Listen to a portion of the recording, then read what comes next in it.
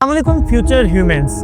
जून 2016 USA Texas में एक university student जिसका नाम नोलन, उम्र 22 साल। एक दिन नोलन और उसके कुछ दोस्तों ने स्विमिंग का प्लान बनाया। उस टाइम नोलन को क्या पता था कि उसकी एक छोटी सी गलती उसकी सारी जिंदगी चंद लम्हों में बदल देगी। जब सब दोस्तों ने मिलकर लेक में जंप लगाया, स्विमिंग के दौरान नोलन के सर के बाईं तरफ एक जोरदार चोट लगी, शायद किसी भारी पत्थर के टकराने की वजह से, जिसकी वजह से उसके C4 और C5 स्पाइनल कोड डिस्लोकेट हो गए। अब उसका सारा जिस्म कंधों से लेकर नीचे तक पैरालाइज हो चुका था, जिसको साइंस की जुबान में क्वाड्रिप्लेजिक भी कहते हैं। अब जरा सोचो, वो लड़का जो एक आम इंसान की तरह अपनी जिंदगी गुजार रहा था, एक ही लम्हे में एक छोटी सी गलती की वजह से उसकी सारी की सारी जिंदगी रुक गई। अब नोलन अपनी सारी जिंदगी एक व्हील चेयर पर गुजार रहा था। उसको अपनी हर छोटी बड़ी जरूरत के लिए किसी न किसी का मोहताज होना पड़ रहा। अब वो अपनी आज़ादी मुकम्मल तौर पर खो चुका था। तो पूरे 8 साल के बाद यानी जनवरी 2024 में उसको एक दोस्त की कॉल आती है। वो उसको एक ऐसी कंपनी जिसका नाम न्यूरोलिंक है उसके बारे में बताता है। वो अपने ट्रायल्स के लिए पैरालाइज पेशेंट्स ढूंढ रहे हैं और वो एक टेलीपैथी जैसे ख्याल को हकीकत में बदल रहे हैं। ये सुनते साथ ही नोलन इस ट्रायल्स के लिए अपनी रजामंदी दे देता है, एक नई उम्मीद और एक नई जिंदगी की तरफ अपना पहला कदम बढ़ाते हुए, और ये सोचते हुए कि जो जिंदगी वो जी रहा है उससे बदतर क्या ही हो।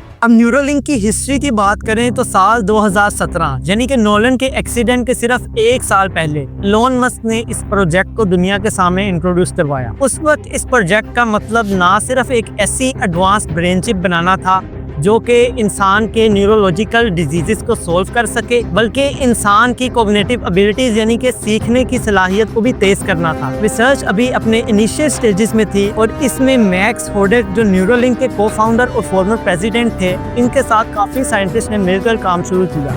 इन साइंटिस्ट का मकसद था कि एक ऐसे नए तरह के ultra thin flexible electrodes design किए जाएं जो न्यूरॉन्स के सिग्नल्स को एक्यूरेटली रीड कर सकें। हमारे दिमाग के न्यूरॉन्स छोटे छोटे इलेक्ट्रिकल सिग्नल्स के जरिए कम्युनिकेट करते हैं और वो साइंटिस्ट भी न्यूरोलिंक के अंदर यही कॉन्सेप्ट यूज़ करने वाले थे। जनवरी 2024 फिनिक्स एरिजोना के बैरो न्यूरोलॉजिकल इंस्टीट्यूट में ये सर्जरी 6 से 8 घंटे तक चली। सबसे पहले नोलन को जनरल एनेस्थीसिया दी गई था। वो इस सर्जरी के दौरान बेहोशी की हालत में रहे। सबसे पहले उसके स्कल का एक छोटा सा हिस्सा बाहर निकाला गया ताकि दिमाग के उन हिस्सों तक पहुंचा जाए जहां इस चिप में इम्प्लांट होना था। उसके बाद न्यूरोलिंक न्यूरॉन्स के करीब इम्प्लांट की गई। ये काम करने के लिए एक रोबोटिक आर्म का सहारा लिया गया, क्योंकि ये काम इंसानी हाथ से इतनी बारीकी से होना मुमकिन न था। चिप अंदर इम्प्लांट करने के बाद स्कल को वापस उसी तरह सील कर दिया गया। सर्जरी के बाद नोलन को मॉनिटर किया गया और सॉफ्टवेयर के जरिए उस चिप को जांचा गया। वक्त के साथ साथ नोलन का इस डिवाइस पर कंट्रोल में भी बेहतरी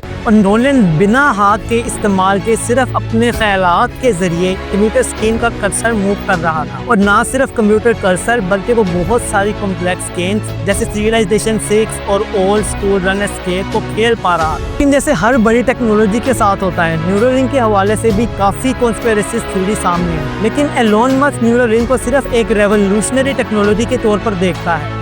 उसका मानना है कि ये टेक्नोलॉजी इंसान को एआई का मुकाबला करने के काबिल बनी। आपने शायद द मैट्रिक्स मूवी देखी होगी, जिसमें नियो को प्रोग्राम के जरिए जोड़ो सिखाए जाते हैं, वो भी कुछ ही सेकंड्स में। न्यूरोलिंक भी कुछ वैसे ही करने की कोशिश कर रहा है, यानी कि इंफॉर्मेशन को डायरेक्ट दिमाग में डालने या फिर जो भी नॉलेज हो उसको तेजी से सीख। आने वाला कल ऐसा होगा जब न्यूरोलिंक हमारे दिमाग को बहुत ज्यादा ताकतवर हथियार बना देगा और हमारी जिंदगी को बेहतर बनाएगा। लेकिन जब जब बात टेक्नोलॉजी की आती है, वहाँ पे एक लफ्ज हैकिंग का भी यूज होता है। कुछ लोगों का कहना है कि कल को यही न्यूरोलिंक हमारे दिमागों का कंट्रोल हासिल करने के लिए भी इस्तेमाल की जा सकती है। कुछ लोगों का मानना है कि ये प्राइवेसी के लिए भी खतरा हो सकती है, क्योंकि हर नई टेक्नोलॉजी के साथ कुछ मुश्किलात आती हैं जिन्हें वक्त के साथ समझना और हल करना बहुत ही जरूरी है।